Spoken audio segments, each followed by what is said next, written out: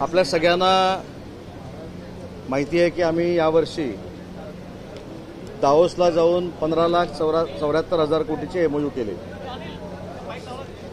आणि हे एमओयू करत असताना माननीय राज्याचे मुख्यमंत्री देवेंद्रजींच्या सक्त सूचना होत्या की हे एमओयू फक्त एमओयू न राहता याची अंमलबजावणी झाली पाहिजे आणि याची अंमलबजावणी होताना कुठच्याही डिपार्टमेंटमधनं उद्योजकांना त्रास होता कामा नये, सुलभपणानं त्यांना सगळ्या परवानग्या मिळाल्या पाहिजेत आणि 100% त्याची अंमलबजावणी झाली पाहिजे।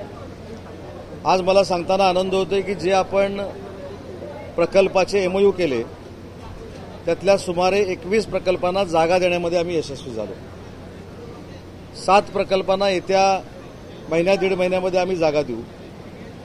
एकूण 46 आम्ही एमओयू केले होते, त्यातले 20 प्रकल्पांना आमच्याकडे असलेल्या जागा उद्योजकांना पसंत पडल्या नाहीत म्हणून पास थ्रू पद्धतीनं आम्ही त्यांना उपलब्ध करून देतोय। त्यातल्या 4 जागा मागच्या 2 दिवसामध्ये आम्ही दिल्या आणि 4 प्रकल्पांना अजून इनिशियल सुरुवात झालेली नाही। याचा अर्थ असा आहे की महाराष्ट्र देशामधलं असं एक प्रगत राज्य आहे की ज्या राज्यामध्ये 15,74,000 कोटीची गुंतवणुकीचे एमओयू झाले त्याच्यातले सुमारे 82 ते 83% प्रकल्प हे अंमलबजावणी करण्यासाठी आम्ही घेतलेले आहेत। याच्या पुढे जाऊन याचा दर 2 महिन्यानं पाठपुरावा व्हावा, उद्योजकांशी चर्चा व्हावी, उद्योजकांच्या अडीअडचणी ज्या असतील त्या सोडवाव्यात यासाठी एक महाराष्ट्र शासनानं समिती गठीत केलेली आहे, टास्क फोर्स गठीत केलेला आहे। तो माझ्या अध्यक्षतेखाली आहे। त्याच्यामध्ये मुख्य सचिव महाराष्ट्र राज्य, अपर मुख्य सचिव गृह विभाग, अपर मुख्य सचिव महसूल, अपर मुख्य सचिव वने, अपर मुख्य सचिव नियोजन, वित्त, ऊर्जा, जलसंपदा, प्रधान सचिव कामगार ग्रामविकास, प्रधान सचिव पर्यावरण, माननीय मुख्यमंत्री महोदयांचे प्रधान सचिव, मुख्यमंत्री महोदयांचे सचिव, दोन्ही उपमुख्यमंत्री महोदयांचे सचिव, अतिरिक्त पोलीस महासंचालक, मुख्य कार्यकारी अधिकारी, महाराष्ट्र औद्योगिक विकास महामंडळ, सचिव उद्योग, अशा पद्धतीची 31 जणांची कमिटी ही आज उद्योग विभागानं तयार केली, त्याला मान्यता दिली आणि या समितीला दर 2 महिन्यानं बैठक घेणं हे बंधनकारक आहे। या बैठकीमध्ये उद्योजकांशी चर्चा करून त्यांच्या अडीअडचणी दूर करणं, या सगळ्या विभागांमध्ये असलेल्या त्यांच्या परवानग्या सुलभ पद्धतीनं देणं आणि कुठेही उद्योजकांना जर अडचण निर्माण झाली आणि ती जर योग्य असेल तर तातडीनं त्याच्यावर कारवाई करणं, यासाठी या समितीचं गठन करण्यात आलेलं आहे आणि याचा फायदा यावर्षी झालेल्या एमओयूला देखील होईलच, पण पुढच्या वर्षी देखील आम्ही ज्यावेळी दावोसला जाऊ तर याच्यापेक्षा जास्त एमओयू झालेले आपल्याला दिसतील। एकीकडे आपण उद्योगपतींना रेड कार्पेट देतो, दुसरीकडे काय उद्योगपती असे जे मीडिया एक्सप्लेन करून सांगितले की मी मराठी शिकलो नाही, मला मराठीची शक्ती नाही, मी इंग्लिश बोललो नाही। ज्या उद्योजकांनी अशा पद्धतीचं ट्विट केलंय त्याच्याशी उद्योगमंत्री जरी असलो तरी कोणीही सहमत होणार नाही।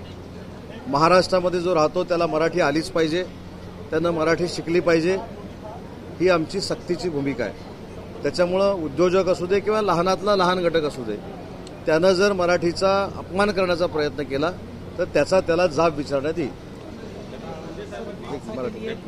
मराठी होते ना, मराठी होणे तो पहिला मराठी होते। पुण्यामध्ये अमित शहाचा दौरा होता, त्या दौऱ्यादरम्यान मुख्यमंत्री एकनाथ शिंदे यांनी जय महाराष्ट्र सोबत जय गुजरात असं देखील बोलले। जय महाराष्ट्र बोलले, जय हिंद जय महाराष्ट्र, जय हिंद जय महाराष्ट्र जय गुजरात, हेच सांगतो मी। माझी विनंती हीच आहे की ज्या पद्धतीनं फेक नरेटिव्ह सेट केला जातो त्याच्यातला हा एक प्रकार आहे। जय हिंद, जय महाराष्ट्र आणि जय गुजराती एकनाथ शिंदे साहेब बोलले। हा पक्षाचा मेळावा होता का? शिवसेनेचा नाही। हा सरकारी कार्यक्रम होता का? नाही। एका गुजराती समाजाच्या कार्यक्रमाला माननीय एकनाथ शिंदे साहेब गेले होते आणि तुम्ही आम्ही जरी विचार केला तरी आपण एखाद्या जिल्ह्यामध्ये ज्यावेळी जातो, एखाद्या कार्यक्रमाला जातो, एखाद्या कार्यक्रमाला आपण जेव्हा माणूस बोलवतो आणि त्याचं जर योग्य असेल तर आपण त्याचं कौतुक करतो। त्याच भावनेतनं जय हिंद पहिल्यांदा म्हणाले, जय महाराष्ट्र म्हणाले आणि त्या समूहाच्या कार्यक्रमाला गेले असल्यामुळं जय गुजराती म्हणाले.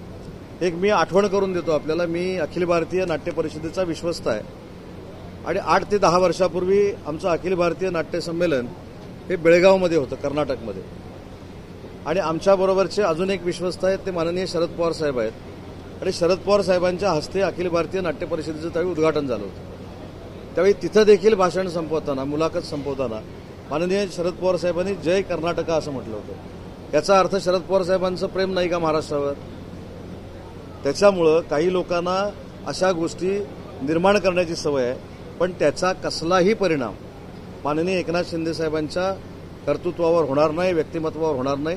कारण एकनाथ शिंदे साहेबांना पूर्ण महाराष्ट्र ओळखतो.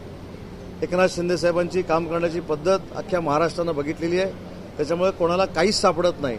म्हणून जय हिंद आणि जय महाराष्ट्र कट करायचं आणि फक्त जय गुजराती बोलले अशा पद्धतीचा टोंडारा पिटायचा, हे सगळं आता महाराष्ट्राला माहिती आहे. भाषा सीखने के लिए, मराठी भाषा सीखने के लिए आंगनवाड़ी और बालवाड़ी जैसी कुछ स्कीम भी आप लोग चालू करेंगे जिससे मराठी भाषा सीखने में लोगों को आसानी हो? मेरे ख्याल से नहीं, अपने महाराष्ट्र सरकार ने बालवाड़ी से, आंगनवाड़ी से, पहली से मराठी सिखाने की सख्ती की है और सीखने की सख्ती की है. तो उसमें और आगे जाके कुछ करने की जरूरत नहीं है.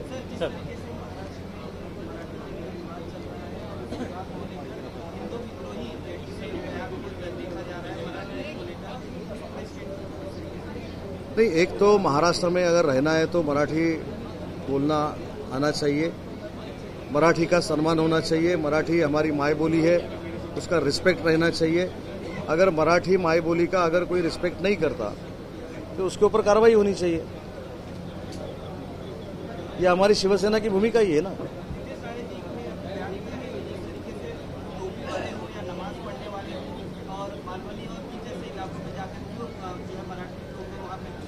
मैंने मेरे राजनीति के इतने वर्षों में ऐसा टोपी वाला, दाढ़ी वाला ये कभी नहीं बोला है और ये बोलने की जरूरत भी मुझको नहीं है. एक तो ऐसा है, जो महाराष्ट्र में रहता है उसको महाराष्ट्र की जनता से लगाव होना चाहिए, प्रेम होना चाहिए. जो भारत देश में रहता है वो देश प्रेमी होना चाहिए. अगर वो देश प्रेमी नहीं है, वो राष्ट्र से द्रोह करने वाला है, तो उसके खिलाफ ही हमें. लेकिन कम्युनिटी पे जाके मैंने कभी बात नहीं की है, टीका नहीं की है. लेकिन कोई भी कम्युनिटी हो और वो राष्ट्रद्रोह कर रहा हो तो उसके साथ शिवसेना नहीं है.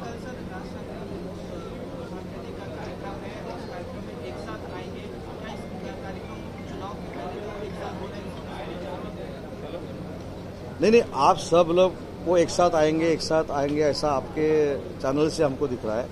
लेकिन राज साहब ने पहले से ही बोला है कि ये जो प्रोग्राम है वो राजकीय नहीं है, पॉलिटिकल इवेंट नहीं है. बराबर है.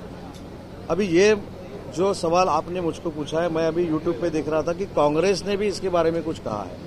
कांग्रेस ने तो हमसे आगे जाके कहा है, जो महाविकास आघाड़ी में है वो तो ऐसे बोले. अतुल लोंढे जो प्रवक्ता है, मुख्य प्रवक्ता कांग्रेस के, वो बोले कि ये 2 भाइयों का इवेंट है. तो उनसे सवाल कीजिए ना महाविकास आघाड़ी को कि राज साहब आपको अलायंस में चाहिए, नहीं चाहिए. अगर चाहिए तो स्वातंत्र्यवीर सावर जी को जो बोले थे कांग्रेस वाले, उसका क्या होगा, ये भी सवाल पूछेंगे ना राज साहब. तो अभी इनिशियल स्टेज में वो जो कार्यक्रम है वो राजकीय नहीं है. ये खुद सुबह भी बोला गया है प्रेस कॉन्फ्रेंस में. ऐसा भी कहा जाता है कि